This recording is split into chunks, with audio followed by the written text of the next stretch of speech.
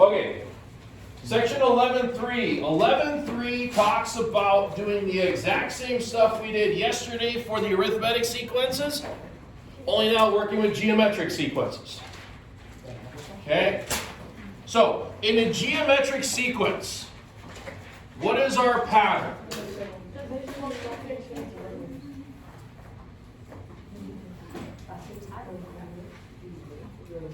Okay, we have a pattern of multiplication or division. Okay, please remember we talk about it as being some sort of common ratio. Okay, basically R is going to equal what are we multiplying by? So if we're dividing, we multiply by a reciprocal. Now, when we write the nth rules, please remember, we look at this first term times r to the n minus 1 power. Okay? So you're well aware, in a geometric sequence, we can only simplify this rule if the first term and the common ratio hold the same base. Meaning this is 3 and this would be multiplied by 3 or dividing by 3 type thing. That's the only way we can do any simplifying on here. If the first term is 4 and this is multiplying by 5, there's no way to simplify that formula down. It just basically has to kind of sit like this. There are some things we can do to simplify somewhat, but many a times it's just easier to almost leave things in the way they're being done. Now, geometric sequences have some special properties. Okay? They have some very particular things that go on with it. Today we're going to be talking about half of the series. Okay? So in a geometric series,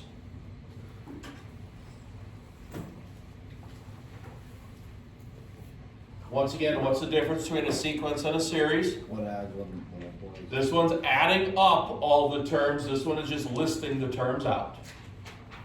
Okay, so this one finds the summation. Series is finding the summation of terms. When we have a finite amount, what does it mean to be finite? You can count it. Countable. Okay, we have the first 20 terms, the first 40 terms type thing. Okay, that's what finite means. The summation equals the first term times 1 minus the ratio to the nth power divided by 1 minus the ratio. If you notice, unlike arithmetic where you needed the first term and the last term in there, here we just need to know what is this first term we're using and then what is the pattern that we're working with it. Okay? Now, spoiler alert. In the next section, we'll talk about infinite series. We can add an infinity amount of numbers given certain circumstances in geometric sequences. Okay? So we'll talk about Archimedes a little bit and a paradox. We'll bring in a little mythology there for you. Okay? Now, looking at this scenario. Once again, this is the sum, the nth term, so n amount of terms here. Okay? Number 2. Number 2 says we have 729, 243, 81, 27, 9, so on and so forth. What's our pattern? Dividing by 3. Okay, so we're dividing by 3. So that means, yes, we have a geometric, so this is geometric. Okay, and our ratio equals 1/3. Okay? Remember, when we're dividing by 3, we're multiplying by 1/3.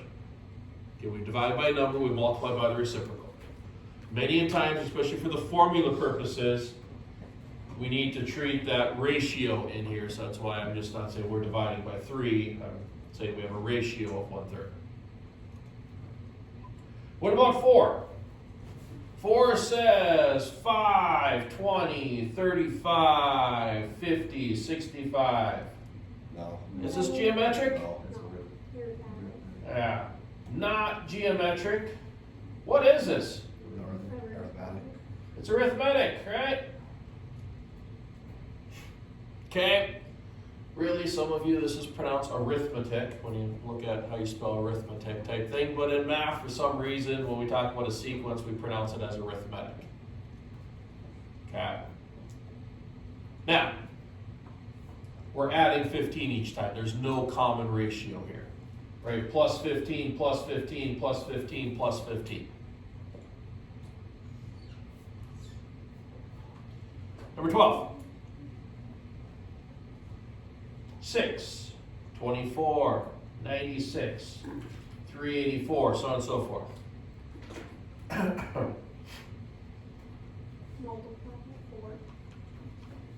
Multiplying by 4? Okay, so we're asked to write the nth term rule here. We're starting with 6, we're multiplying by 4.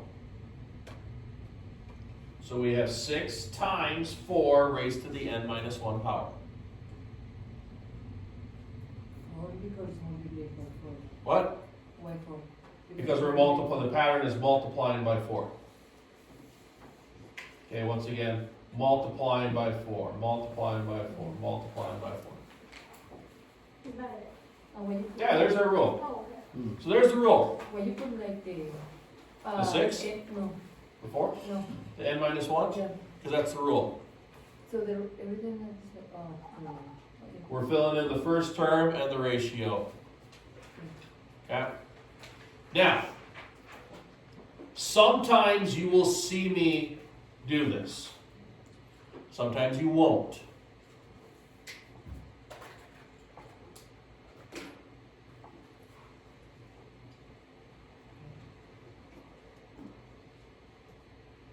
I will go 6 over 4 equals 4 to the n power. So 3 halves, 4 to the n. Now, how did I go from here to here? You see what I did? The negative Divided by one. 4. Right? 4 to the n minus 1 is 4 to the n times 4 to the negative 1 power. Remember, 4 to the negative 1 power is 1/4. So thus 6 times 1/4 is 6 over 4, which is 3 halves. Okay, so there are times you could see this right here. This is a geometric sequence, okay? 4 is the pattern, it's our common ratio to that nth power, and we have a coefficient in front. But this coefficient in this case is not the first term, okay? This is like in the arithmetic sequence, the term before the. If I were to go back this way, I would divide by 4. 6 divided by 4. 3 halves. Okay? So I just want to point this out because sometimes in the books, sometimes as you keep moving along, we don't always have the n minus 1 right here. We might just have an n power. Okay? We still have that geometric sequence in those cases. So basically, these are the two things. I can come back up here and go like this. The first term divided by r with r to the nth power. Okay? So if you didn't want that n minus 1 here and just wanted an n, once again, the coefficient would change by dividing by that common ratio. Make sense? And once again, the main thing comes when you start seeing rules. Can you identify it as arithmetic? Can you identify it as geometric? Or can you identify it as neither of those is the big thing down the road. So just having you see how these rules are written a little bit differently. But these are the two most common ways they're written. So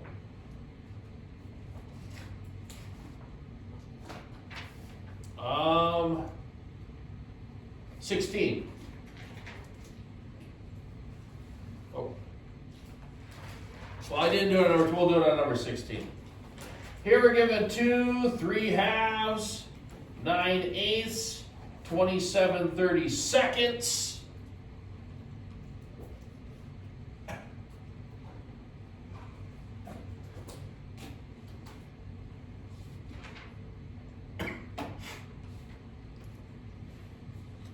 So a sub n equals my first term.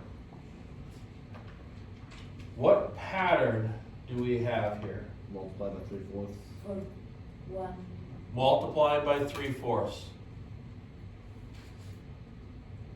how, 2 times 3/4.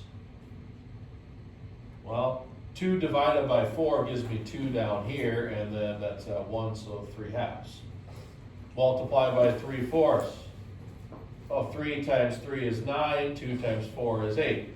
9 times 3 is 27, 8 times 4 is 32. Okay, so once again, multiply by 3/4.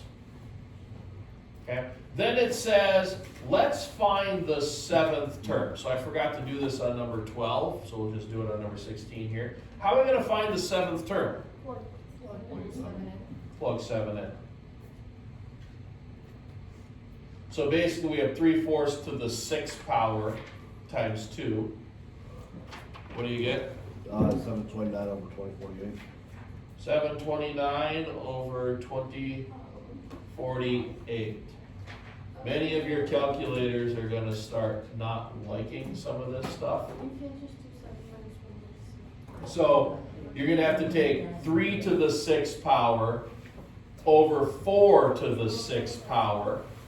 And then you can cancel a 2 off with down here and there. So you have to actually use your operations to keep your fractions there. Okay? So be well aware, not all calculators are going to like the fractions. Yeah, mine is not turned into a fraction. Yep. Mine's like a big old. So what you need to do is you have 2 and 3/4 to the 6th power. So you have 2, 3 to the 6 over 7 to the 6. Does it do 3? I'm sorry, 4 to the 6. It still didn't do it. That's what It won't do 3 to the 6? It'll do, hold on. Or you say like 3 to the 6 divided by 4? No, 3, what's 3 to the 6th power? Oh, so I have to do it. 729. 729. What's 4 to the 6th power? 4096. And remember, 2 is 2 over 1, so you could cancel off a numerator denominator, so divide that by 2 basically, would get you your 729 over 2048. Okay? So that's just a Texas instrument. If you have just a basic lower end scientific calculator, it's not going to want to keep these fractions going in there. It's going to go to decimals once it gets so high in there. Okay? Now, sometimes you could type 2 times and type this fraction in as a fraction, like this and this, and it might give you this. But that's not going to be all of those either, so. Sometimes you gotta learn how to work with them by hand. Go back to 7th grade. It gives me decimal. Yeah. Okay, so. Gotta go back to be able to work with those rational numbers. Number 20. 20 says we have A equals 3 is 27 and R equals 3.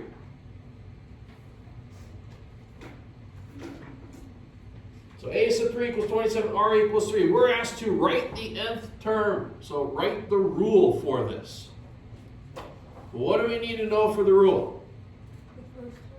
The first term and the ratio.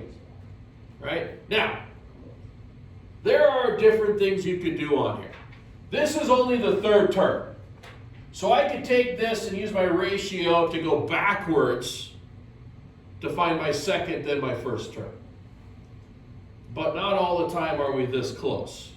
Not all the time are those numbers going to be nice to work with. So here is the algebra that goes behind that.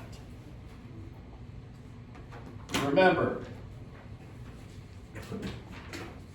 the rule is as follows. A sub n equals the first term times our common ratio, which we know, to the n minus 1 power. We could plug in our values here to find the first term. 27 equals our first term times 3 to the 3 minus 1 power.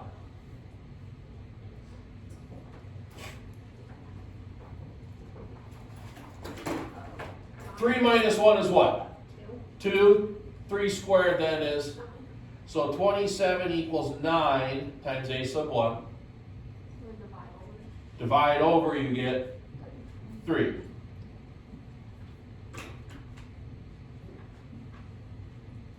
So technically, the rule could be written like this, where we have 3 times 3 to the n minus 1. But when the bases are the same, I would ask you to simplify that. What do we get when we simplify this? A sub n equals 3 to the n. Remember, when we have a base and a base, instead of power 1, we're going to add those exponents together. So 1 minus 1 is 0 plus n, so 3 to the n power. Okay? I would ask when these are the same, we do simplify that part. Will we get docked if we don't? Possibly. We'll see how nice and generous I'm feeling on that day. Now, seems pretty basic and easy, right? Correct? Yeah. I probably won't. Here's the thing. On this section, it tells you to graph the first 6 terms of the sequence. I'm not going to have you do that. But I will reference the graphs for you. Okay? Please remember, in a geometric sequence, as we look at the graphs, okay, like 37 and 38 here, the other graphs, notice they are an exponential graph. They'll start and they either go upward where we have that curve going up, or we're starting high and we're going to start curving down and basically leveling off in there. Okay? So when you see graphs that are exponential graphs, once again, that is our geometric sequence. Remembering that when we graph in a series, we just have the points. We have, 1 goes to 5, 2 goes to 15, 3 goes to 45. We don't have all the values, it's not a continuous line. Okay? But we're not doing the graphing portion of it, but there are times you have to understand the graphs. 30. 30 says the first term equals 11, the fourth term equals 88. We're asked to write the rule.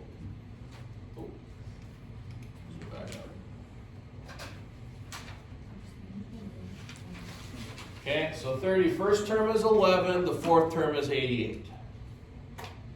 Now remember, when we write our rule, we need the first term, right?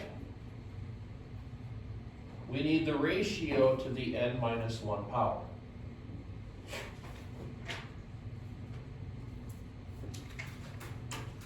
What is happening on these problems now?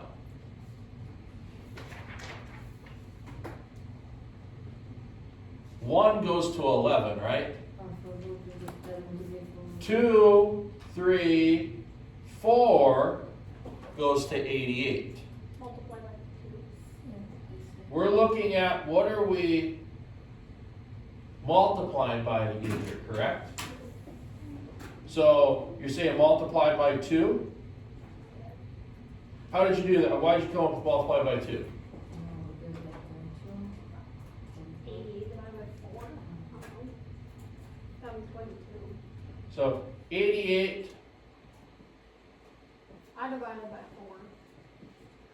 But divided by 4? that's how I did it, yeah. That's 2. Hmm? That's 2.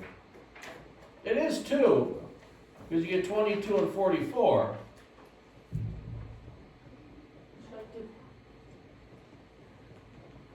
Because 11 times 2 is 22, 22 times 2 is 44, 44 times 2 is 88.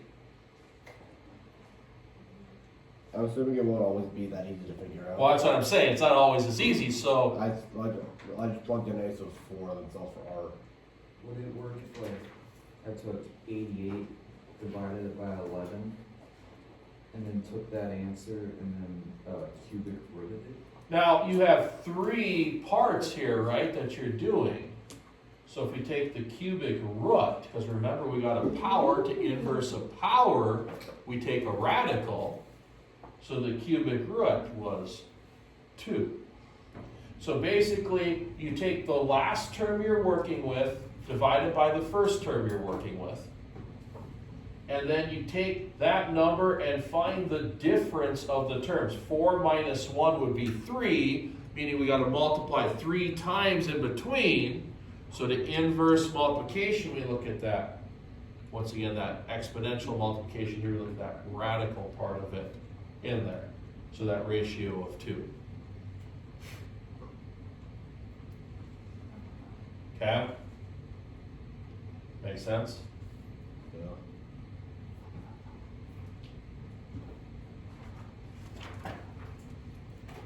Now,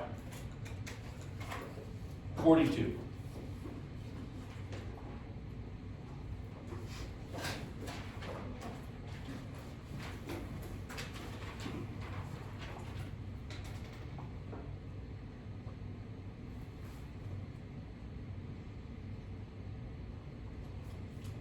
Here we have the summation from I equals 1 to 10 of 7 times 4 to the I minus 1 power.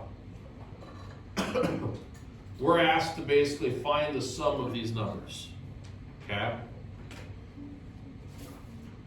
So, the summation formula was, what is the first term? How do we find the first term? Plug 1 in. So 1 minus 1, 0, 4 to the 0, 1, so the first term is 7. Times 1 minus our common ratio. What is our ratio in this formula? 4. Raised to the n power. How many terms are we working with here? 10. Okay, remember, from 1 to 10 is 10 numbers. Basically, whatever you do here, you take the difference of these and then add 1 back. Over 1 minus the ratio.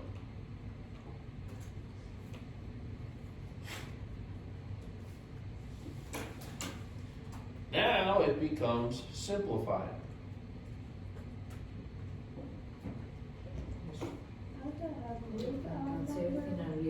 Negative 4. 200. Oh. Oh, no. Hold on. 2,446,675. Same. That's So 7 2,446,675. Well, that was fine.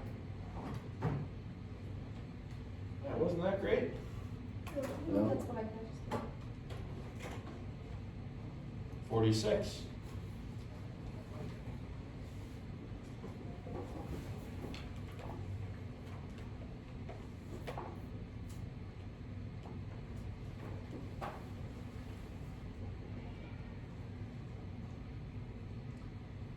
Okay.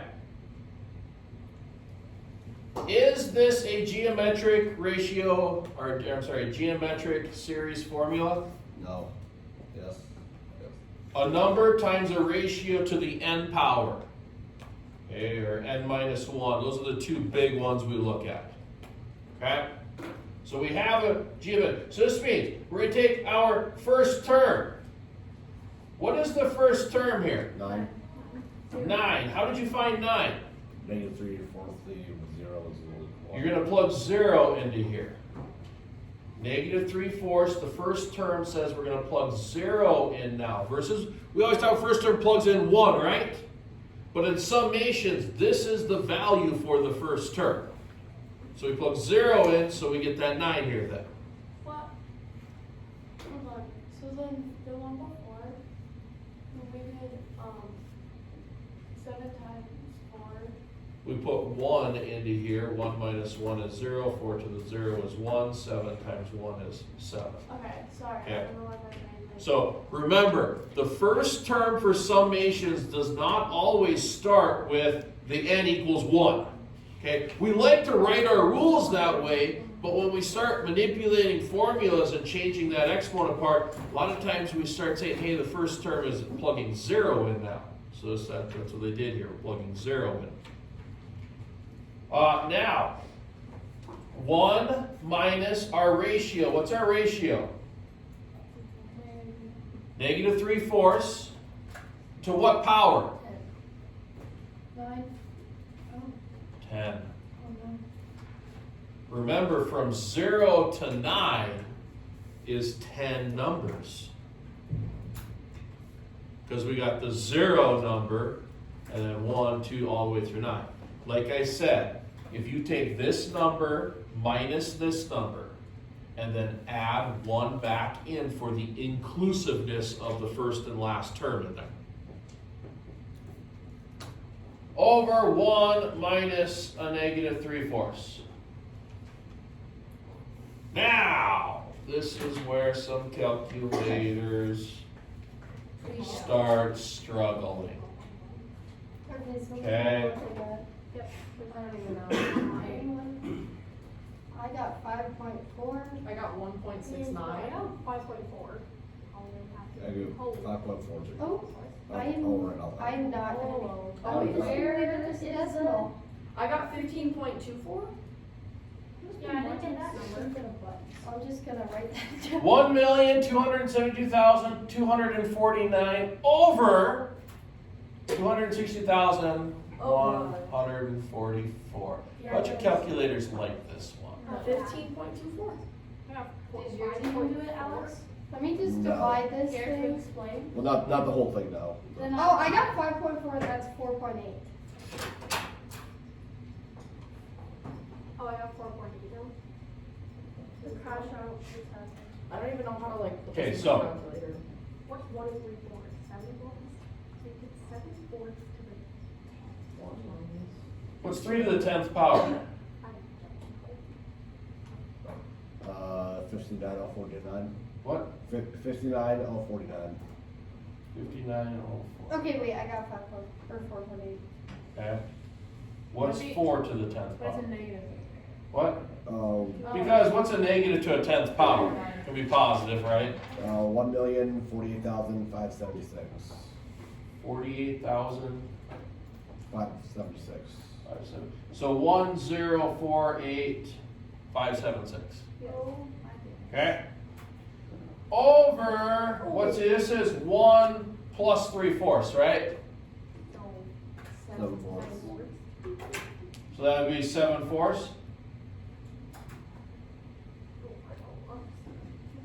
Okay? Now, common denominator. Now I got 8.7. Yeah, there's. Common denominator?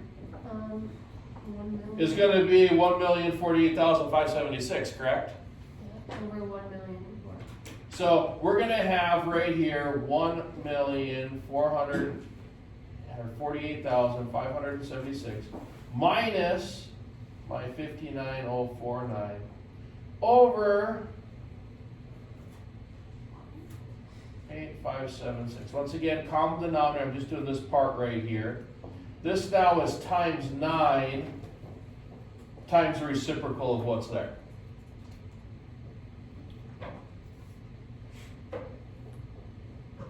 And this makes it easier.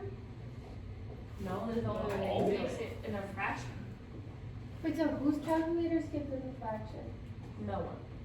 Aw, Bro, I'm like. that's unfortunate, 'cause Do we have to I have it don't before? know. Hmm? Do we have to have it? Got Sure. 1 calculator. Yeah, so mine's filled in good. So now if you have, what's this minus, so I have 9 times, what's my fraction right here? 989,527. 527. Over that. Okay, now, can you take this number and divide by 4? You should. I know you can divide by 2, but, Yeah, 262,144. okay, what'd you get? 262,144. Okay, so that 4 cancels right there, right? Now, can you take 7 and divide into this number? Yes. Okay, so if you take 7, what do you get? 141,361. 141,361. So 141,361.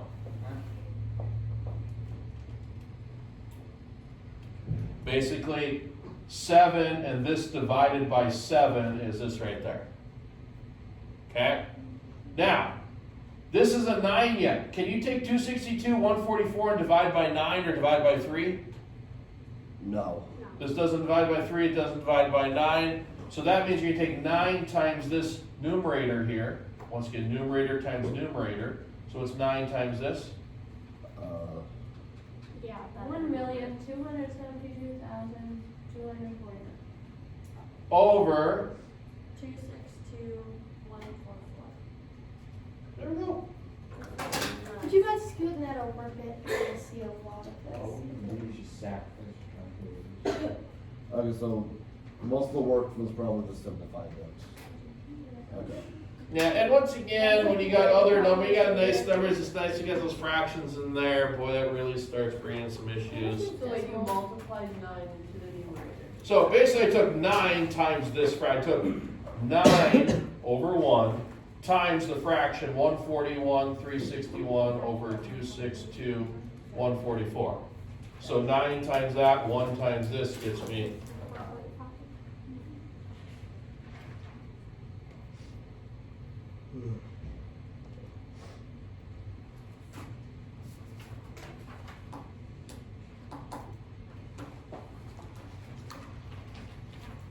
Oh. 1 through 47 on 44.